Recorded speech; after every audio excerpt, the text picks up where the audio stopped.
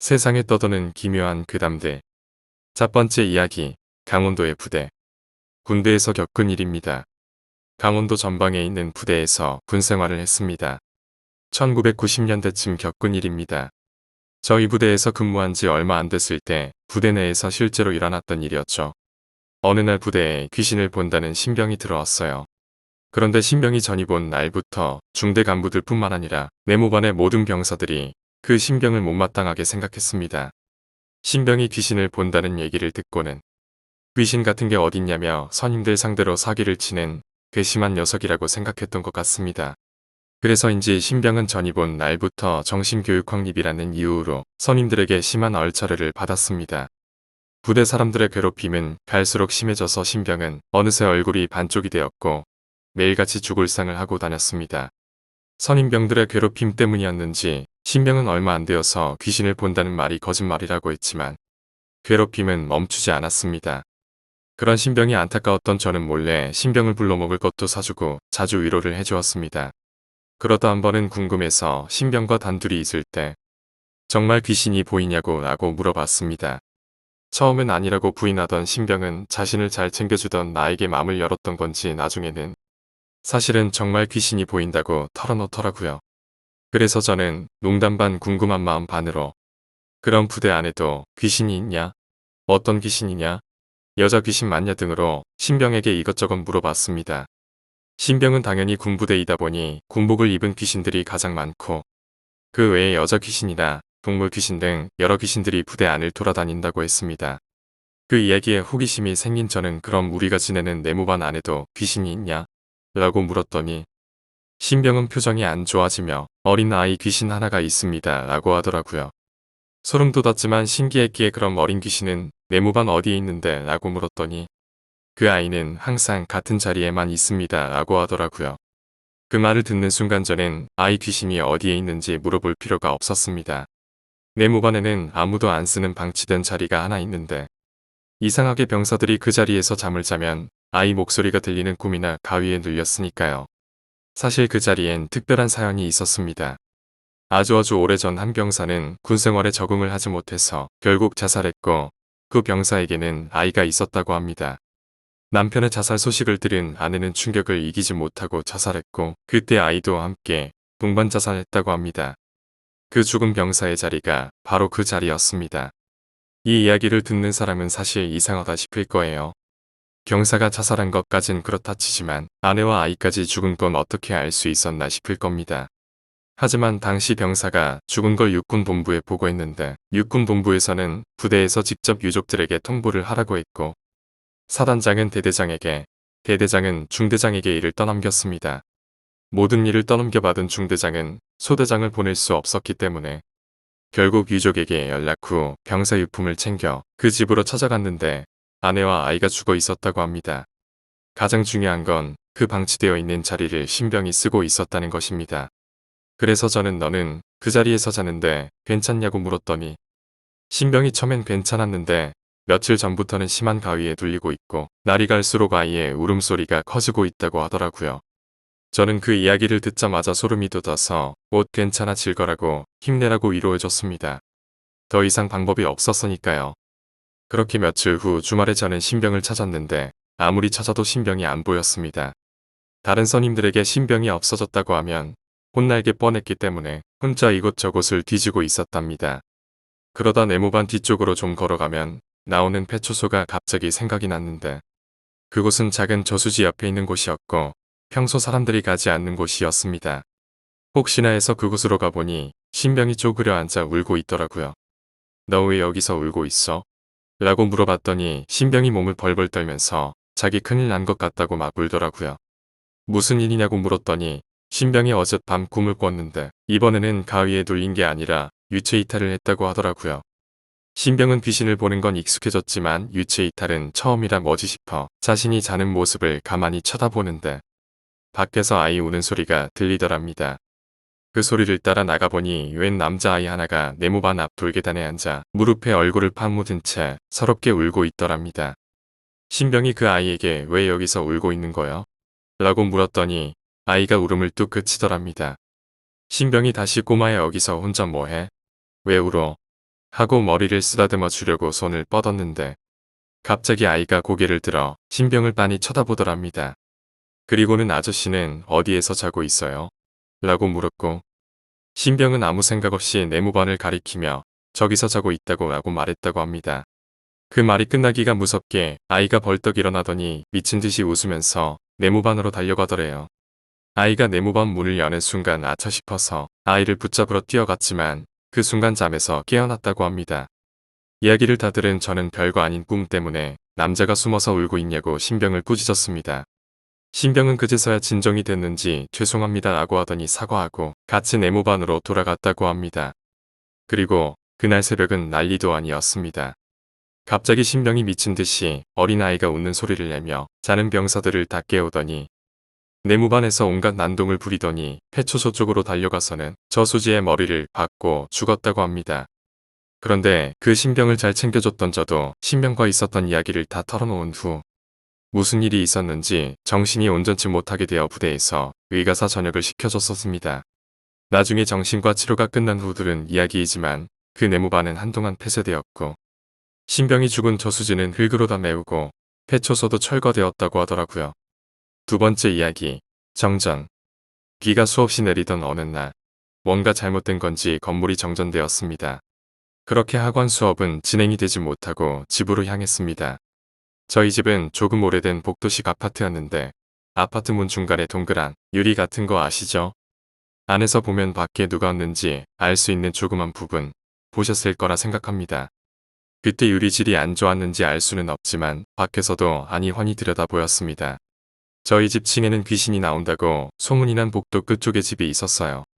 그 집에 살게 되는 사람은 무슨 이유에서인지 한 달 이상을 견디지 못해 이사를 가곤 했습니다. 결국 그 이후로 그 집은 호수도 떼버리고 아예 없는 집이 되어버렸어요. 그날따라 학원에서 일찍 끝나서 기분이 좋아서 들떴던 건지 그 집이 너무 궁금했습니다. 얼른 문만 열었다가 닫아볼 심산으로 문을 열었지만 당연히 열리지 않았어요. 그래서 그 조그만 유리로 집 안을 들여다보는데 유리 반대쪽에다가 뭘 붙여놨는지 새빨간 것밖에 안 보이더라고요. 결국은 포기하고 집으로 돌아갔고 며칠이 지나 그 일은 자연스럽게 제 머릿속에서 사라지고 있었습니다. 그러다 어느 날 주말에 엄마 심부름 후 집으로 오고 있는데 동네 아주머니들이 하는 이야기를 듣게 되었습니다. 그 집이 그렇게 귀신이 나와서 아파트에서 구슬한다고 하는 얘기였습니다. 그 집에 있던 여자가 강도한테 눈이 찔려서 죽어서 그런지 귀신이 눈이 그렇게 새빨갛다는 그 이야기를 듣는 순간 다시는 그 집을 들여다보지 않았습니다. 제가 그날 봤던 유리 속 빨갛던 모습은 어쩌면 그 귀신과 눈이 마주쳤던 걸 수도 있겠구나 싶었거든요. 세 번째 이야기, 연극. 이 이야기는 얼마 전가 20살이 되었을 때 겪은 일입니다. 저는 거제도에 있는 한 극단에서 연극을 하고 있었습니다. 때는 13년도로 선녀시 이야기라는 연극으로 지역 순회 공연을 다닐 때였어요. 그날은 창원에서 공연이 있었습니다. 이해를 위해 당시 무대 세팅을 설명해 드릴게요. 이야기 배경은 장례식장이었습니다. 무대에는 입체감을 살리기 위해 커다란 나무 판자로 만든 덤마루라는 무대 장치를 기본 무대에 쌓아 올렸습니다. 저는 연극에서 상주 역할을 맡았었는데 그 후반부의 영정사진 앞에서 잠이 듭니다. 그땐 리허설 중이었는데 원래대로라면 제가 잠을 자다가 어머니와 이모 역을 맡으신 선배님들이 무대로 들어오면 잠꼬대를 하며 대사를 쳐야 하는데 무슨 영문인지 정말 잠이 들어 버렸습니다. 당연히 자느라 대사는 못했고요. 다행히 리허설이었지만 선배님들이 웃으며 깨워주셨지만 저는 너무 창피해서 본 공연 때는 정신 똑바로 차리고 해야겠다고 다짐했죠. 그렇게 본 공연이 시작되어 영정사진 앞에서 잠이 드는 장면을 연기할 때였습니다. 저는 객석을 등지고 누워 정신을 바짝 차리기 위해 눈을 동그랗게 뜬 채 선배님들이 연기하시는 걸 듣고 있었습니다. 이때 무대 앞쪽엔 조명이 들어오고 시선이 분산되는 걸 막기 위해 제가 누운 쪽은 조명이 어두워집니다. 그 순간 어머니 역을 맡으신 선배님이 저에게 귓속말을 하듯이 재호야, 재호야 하고 계속 극 중 제 이름을 부르는 겁니다. 저는 아 선배님이 내가 혹시 잘까봐 관객들이 안 보이게 덤마루 뒤쪽으로 기어오셔서 나를 깨우시는가 보다 생각하고 덤마루 뒤로 손을 뻗어 주먹을 쥐었다 폈다 반복하며 선배님에게 제가 깨어있다는 신호를 보냈습니다. 그러자 더 이상 선배님의 목소리는 들리지 않았고 그렇게 아무 탈 없이 공연을 마쳤는데 뭔가 느낌이 쎄하더라고요. 리허설에서 실수를 하긴 했지만 관객들이 볼지도 모르는데 본 공연 때 굳이 전마루 뒤로 기어와서 나를 깨운다는 건 말이 안 되는 상황이었으니까요. 그래서 선배님에게 갔습니다. 선배님 혹시 아까 무대 뒤로 오셔서 저 깨우신 거예요? 하고 물으니 그랬더니 선배님이 무슨 말도 안 되는 소리냐며 웃으시더라고요. 다시 생각해보니 제가 누워있는 장면에 선배님은 다른 옷으로 갈아입고 바로 다음 장면을 준비해야 하기에 현실적으로 그럴 시간은 부족했습니다. 그때 음향 감독을 하던 극단 선배가 대기실로 찾아와 대뜸 공연 중에 별일 없었냐고 물으셨습니다. 음향 감독 선배는 평소 신기가 있어서 남이 보지 못하는 걸 보며 이상한 꿈도 자주 꾸거든요. 안 그래도 심란한데 선배가 그러니 더 사색이 되어 왜 그러냐고 물었습니다. 그러 선배는 아까 내가 자는 장면에 덧마루 뒤로 하얗고 이상한 형상이 자꾸 보였어. 라고 하더라고요. 너무 무서워서 저녁 공연을 도저히 못할 것 같은데 이걸 누구한테 말할 수도 없고 식은땀을 흘리며 공연했습니다. 다행히 그땐 아무 일도 없었고 공연이 마무리되고 음향 감독님에게 무슨 일이 있었는지 말해 주었습니다. 그리고 왜 엄마 역할의 선배님 목소리로 제 극중 이름을 불렀는지 모르겠다고 했습니다. 선배가 말하기를 공연 중에 배우들이 제 이름을 부르는 장면이 많은데 아마 귀신이 그걸 듣고 장난을 친 것 같다 하더라고요. 네 번째 이야기, 저승사자. 제가 중학교 2학년 때 일입니다. 그날은 사촌형이 우리 집에서 놀러와서 자고 가는 날이었습니다.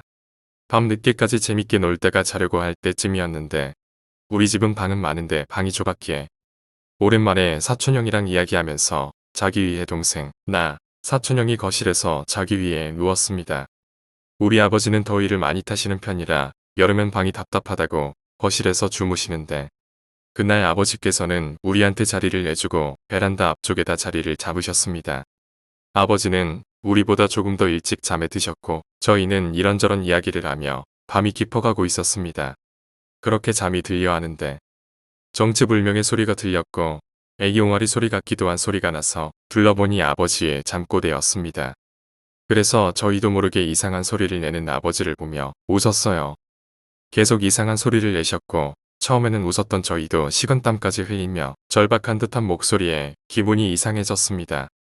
갑자기 머리끝부터 발끝까지 소름이 돋고 뭔가 안 좋은 느낌이 들었기에 어머니를 깨웠고 어머니가 놀라서 뛰어나오셔서 아버지를 깨우셨습니다. 그렇게 아버지는 안방으로 들어가셨고 우리는 아버지의 걱정을 하다 잠이 들었습니다. 다음날 아침 밥을 먹으며 아버지께 조심스럽게 무슨 일 있었는지 물어봤어요. 아버지 말을 듣고 깜짝 놀랄 수밖에 없었습니다. 그냥 단순한 잠꼬대가 아니었어요. 아버지가 가위에 눌렸는데 저승사자였다고 합니다. 와서 아버지를 데리고 가려고 했고 아버지는 안 된다고 못 간다고 하면서 제 이름을 계속 불렀다고 합니다. 근데 저승사자가 이름을 부르지 못하게 아버지 입을 막고 데리고 가려고 했다 합니다. 5번째 이야기, 저승사자. 2000년대 후반, 저는 부산 해운대구 비동에서 살았습니다. 태권도 관장이 되고 싶었던 꿈이 있었던지라 열심히 태권도 체육관을 다녔었고 중학교 2학년이 될 쯤에는 관장님을 보조하면서 수업도 도와드리는 일종의 사범 보조 같은 일을 했습니다. 그때 저희 체육관에서는 한 달에 한 번 주기로 합숙을 했었고 30에서 50명 정도의 관원들이 주말 내내 체육관에서 짜준 스케줄대로 놀고 먹고 자고 그랬던 기억이 납니다.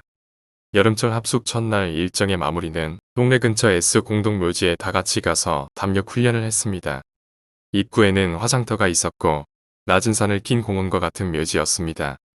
초등학교 1학년 어린 아이들부터 6학년 아이들까지는 혼자서 5분 간격으로 그보다 어린 아이들은 중등부 관원들과 함께 다 같이 이동했고 저는 4번 보조였기 때문에 도착 지점에 먼저 올라가 아이들을 기다렸습니다. 그리고 보통은 고등부의 형, 누나들이 중간중간 숨어서 아이들이 길에서 벗어나지 않게 숨어서 지켜봐 주었고 또 담력 훈련에 긴장감이 없이 올라가는 아이들을 와 하고 놀래켜주기도 했었습니다. 뭐 그렇더라도 코스가 그리 길지도 않고 근처가 안전하다는 걸 알고 있으니 다들 그리 겁을 먹지는 않았었습니다. 이 일을 겪기 전까지는요. 여느 때와 같은 여름 합숙날 역시 저녁에 담력 훈련을 하러 갔고 저는 공동 묘지 끝에서 대기하고 있었습니다. 하나둘씩 아이들이 올라오기 시작했고 무서웠다는 친구들도 별거 아니었다는 친구들도 있었죠. 머리가 좀 큰 초등학교 5, 6학년 정도 되는 친구들은 겁을 먹었어도 안 먹었다 말하기도 하고 정말로 겁이 없는 아이들도 많았습니다. 그런데 그날만큼은 조금 달랐습니다. 몇몇 아이들이 정말 소스라치게 무서워하면서 올라왔습니다. 정신없이 횡설수설하는 아이, 울음보가 터져서 진정이 안 되는 아이, 사색이 된 채로 허겁지겁 달려 오는 아이까지 평소에는 볼 수 없었던 아이들의 모습이었습니다. 저는 그런 아이들에게 무엇이 그리 무서웠냐 물어봤습니다. 그러자 겁을 먹었던 아이들은 전부 A 누나가 귀신 분장을 하고 겁을 줬던 게 가장 무서웠다라는 말을 하더군요. 묘지 앞에 우뚝 서서 서럽게 울다가 본인을 지그시 바라보며 이리 오라 손짓을 했다고 합니다. 천천히, 아주 천천히요. 조금 소름이 돋았지만 저는 A 누나를 어디서 보았는지 또 무슨 분장을 했는지 물어봤습니다. 코스의 중간 지점에서 봤다고 말하고 검은색 한복 같은 걸 입고 있었다 말을 했습니다. 저는 그 말을 듣고 소름이 돋고 시간이 얼어붙는 듯한 느낌을 받았습니다. 첫째, A 누나는 오늘 합숙에 오지 않았으며 합숙에 참여한 중고등부 관원들 중에 여자는 없었습니다. 둘째, 저희는 담력 훈련 중에 분장을 한 적이 한 번도 없고 검은색 한복은 상복을 말하는 게 아닌가 생각이 들었습니다. 마지막으로 아이들의 얘기를 곰곰이 듣다 깨달은 건데 A 누나를 봤다 주장하는 아이들은 모두 12살 아이들이었습니다. 일단 아이들을 돌보는 입장인 이상 어떻게든 아이들을 진정시키려 했지만 저도 마음이 꽤 흔들린 터라 쉽지가 않았습니다. 마지막 아이들까지 모두 올라오고 관장님께서 올라왔을 때 방금 있었던 일을 조용히 말씀드렸고 관장님은 재치를 발휘하여 묘지 측에서 담력 훈련을 도와주러 온 사람이었다고 둘러대고 어떻게든 아이들을 진정시켰습니다. 저는 담력 훈련이 끝나고 A 누나를 봤다는 곳을 혼자 가서 확인해 봤지만 그곳엔 아무도 없었습니다. 입구 화장터에서 화장 중이었으니 그쪽 일행이었을 수도 있고 아이들 말처럼 귀신일 수도 있겠지 생각은 했지만 결국 확실히 결론 난 일은 없이 흐지부지 됐습니다. 조금의 찝찝함을 남긴 채로요. 그날 이후 담력 훈련에 귀신이 나왔다 소문이 학부모님들 귀에까지 들어가서 다신 담력 훈련을 하러 가는 일은 없었습니다. 하지만 가끔 궁금해집니다. 어째서 12살 아이들에게만 보였는지, 뭐가 그리 서러웠는지, 왜 아이들에게 오라 손짓했는지 말이죠. 그리고 만약 한 명이라도 그 여자를 따라갔으면 어떤 일이 일어났을지 말이죠. 그 여자가 사람이든 귀신이든 따라간 아이에겐 아주 큰일이 났을 거라는 것만큼은 확신합니다. 돌이켜 생각해보면 아무 일도 일어나지 않은 게 참 다행이라 생각되는 일이네요.